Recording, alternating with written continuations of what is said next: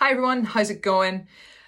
So this is the video and the audio part of the document that you may have already downloaded. So if you've read that, you're now going to get the visual of me and also me talking you through that there, just to really dial in to make sure that you understand everything that's going to be happening over the 3 months and also why we are going to be doing this here.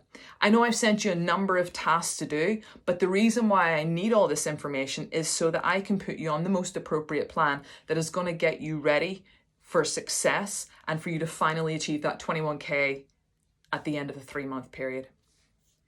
So let's have a look at each part. So the aim of this plan is to make you better, okay? Make you better, make you more educated in terms of running and how to be better, and also make you more resilient. And when I talk about resiliency, I'm talking about your ability to recover from runs because your training plan will be structured with enough intensity, but enough rest. Also coupling that with our strength and conditioning session, where we will be, I'd say, targeting certain areas that I know have a really positive transfer across to running performance. This is a fully inclusive program, and it is expected, obviously, that you give 100% into this plan in order to reap the rewards and be able to achieve that 21K at the end of the 3 months. So you might be asking how we're going to do this here. Well, like I said, I'm going to be allocating you to the best possible plan based on your current levels of fitness and on what you've been doing as well. So on the form that I sent you out, I give you, I ask you what you've been currently doing. I kind of need to know that. If you've never ran consistently for at least one day in the past 3 months, it doesn't really make sense if I start putting you on running 4 times per week. So albeit we're all working to the same goals, each one of us will be doing perhaps maybe our own version of the workout or the running workout of the day. And that's okay, because each person is an individual, and you have to allow for that. It's not a one glove fits all, okay? And I'm very, very passionate about that, knowing that each person is different and how they respond is different, so their training should be different as well. Your plan is progressive, but with that progressive nature, I have embedded in many challenges each month to kind of keep our motivation up and just really to see where we are. You know, the more data that we have, the more benchmark tests that we have, when we repeat them again, we can go back to that initial vision and aim to see, okay, are we getting better? Are we more resilient? Okay, so these are all things that I'm really trying to home in on. When I talk about education, I've always been an advocate of, if I explain to you the reason why you're doing something, and know that you can take that information and apply it perhaps after the 3 months or at a time whenever you want to embark on your own journey where you may not want to rely on a coach, I have the confidence to know that I have armed you with everything that you do need.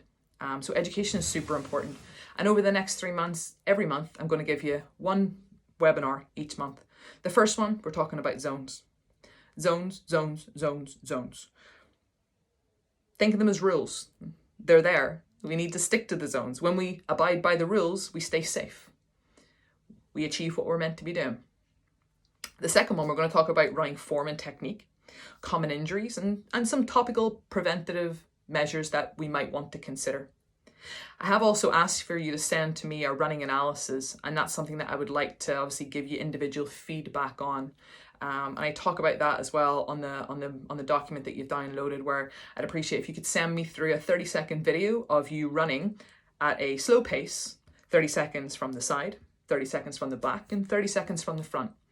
I'd also like that same protocol to be carried out when you're running at a fast pace, so I can compare and contrast the two, and then give you general tips and pointers, and at least be able to help you and provide you with some specific drills that is going to enhance your running, okay? There's also going to be a weekly question and answer session, and we'll decide on the medium that we're going to use. Again, that'll either be through your private Facebook group, a private group that we can use on Instagram, or that might be on Strava. Okay, so we will decide that closer to the time, and I'll let you know what that's going to be. There'll also be the weekly strength training. Okay, that will be a live workout, and that's something that I encourage each and every one of you to attend. Okay, I will be recording it. I will share the links with you. If you can't make it at that particular time, that's okay. It will be recorded, but that will be something that I do encourage you massively to participate in. Okay, and the last thing that I'm going to talk about here is your task. Your task now, prior to our start start date, is to complete a threshold test, or an FTP test, that stands for a functional threshold power test. In order to get better, we have to know where we start from. And in order to know where we start from, we have to apply some sort of test. And this particular test that you're going to undertake is kind of like a gold standard test that we as endurance coaches all over the world will apply to our athletes to get an understanding of where they're starting from, but also when we test and retest to establish, are we getting fitter, stronger, faster, more resilient? Without this information, it's very much like shooting into the wind. Okay, so it's very, very important that we have this information. Not only that, it also allows us to properly sort of set parameters in terms of zones for your training. So again, very, very important. So how are we going to do that? Well, it is a 20-minute test. And in that 20 minutes, what I'm expecting you to do is to run at an all-out effort, okay, that you know that you could hold for 20 minutes. If you know that you can run for 20 minutes non-stop at, for example, 10 kilometers an hour, and you can sustain that, but it's very hard, that's what you're looking for. If, however, you go in and you know that you can't sustain 16 kilometers an hour for 20 minutes, but you start off at that does not make the test very valid, okay? It's not going to give us the best representation of where you currently are.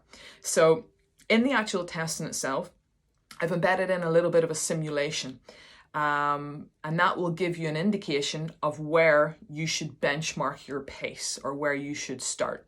I expect that there might be a small slowdown in the last sort of couple of minutes because it is quite intense, but the idea is to be as consistent as we physically can in terms of output. So that's our pace that we're currently looking at, okay?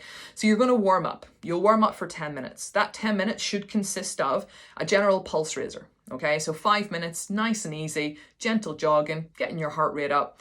You can still converse with people. Directly after that, you'll conduct sort of 2 minutes of dynamic stretching. Anything to kind of get your hips, your knees, your ankles, sort of some rotation in and around your, your spine, as well as, shoulders, elbows, and wrists. Running is a full body sport, so it makes sense to kind of have some controlled mobility work in and around those joints. After we finish our mobility, we move into a little bit of potentiation, and I'd like you to conduct 3 minutes of jump rope. So jump rope, just single unders, where we kind of get that nice bounding motion through our feet. Conduct 6 sets, 20 seconds on, 10 seconds off. Once you've finished that, grab some water, give yourself a little shake, then you're going to hit your simulation. For 5 minutes, I want you to run at a pace that you know that you could push hard for 20 minutes. If after 5 minutes you find that you could still push more for that 20 minutes, but it would be tough, that's your sweet spot. If by the end of the 5 minutes you've blown up and you had to stop after 5 minutes and there's no way you could have continued, you need to make the smart decision to pull that back, okay? So you'd run at a reduced pace, maybe knock it back, maybe take 10 to 15% off that pace. You're going to recover for 10 minutes, but again, not sit, lie down, have a nap. I want you to keep moving, okay? So keep your legs moving, include some pickups, maybe some gentle jogs throughout, just to kind of get your body still and maintain it still in that groove, still in that running groove. And then the test. 20 minutes starts. You hit start on your watch and you run for 20 minutes, non-stop. Should not be stop, start, stop, start. It should be constant, okay? At the end of that 20 minutes, boom, save. This is our data. That number that we got in terms of what your average heart rate was over the 20 minutes, what your average pace was over the 20 minutes, and what your distance was over the 20 minutes is our starting point. This information I will take and I will apply it to your training plan. You don't have to do anything with it. I will do everything, okay? And that means that we have put you and you're ready to start on the most appropriate training plan for the 3 months. So guys, that's an overview in terms of video and audio from me talking you through that introductory document. I'm really, really excited for this. I'm looking so much forward to receiving your scores and to see where you are, and probably even more excited to see what they're going to be like after 6 weeks, because I can guarantee if you commit to this program 100%, it will improve. Guaranteed. Science. Thanks, guys.